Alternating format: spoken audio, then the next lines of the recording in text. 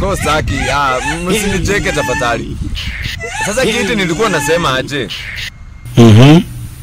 Ingawacha najua Rosbella ni kichwa ngumu.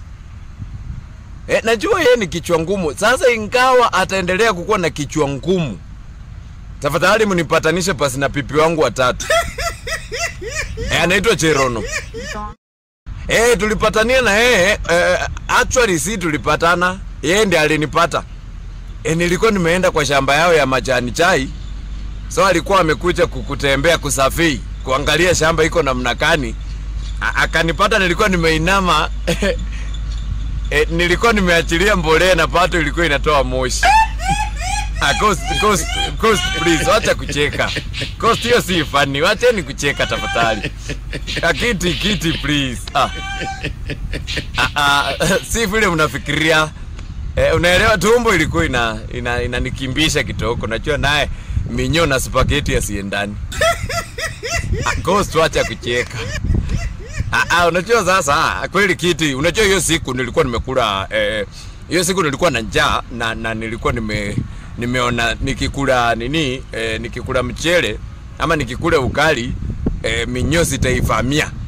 So nikaona kuconfuse minyo nikule spaghetti ndio sisikule haraka sitani ni wenzao. Kabisa. Please wacha kucheka. Sasa kitu yenye happen wakati niliamuka kumuomba msamaha.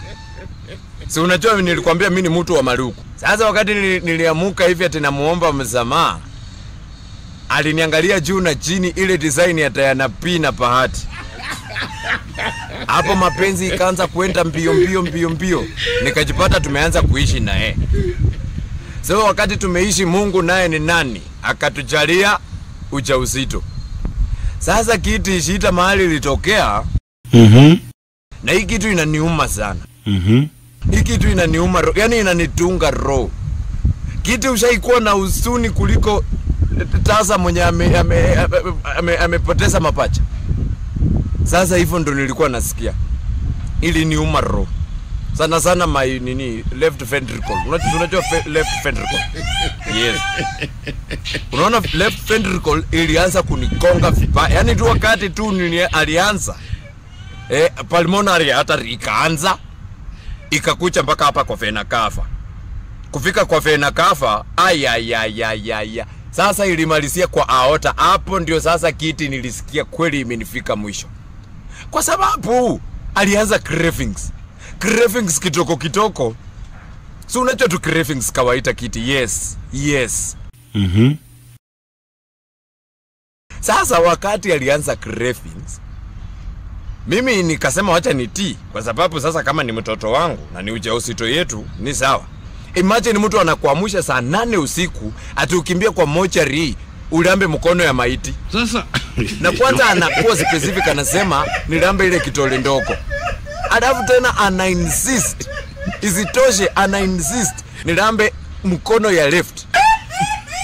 Kweli kiti mwache kucheka please. Cost please. Sasa kweli tutaendelea na patanisho ama tutacheka?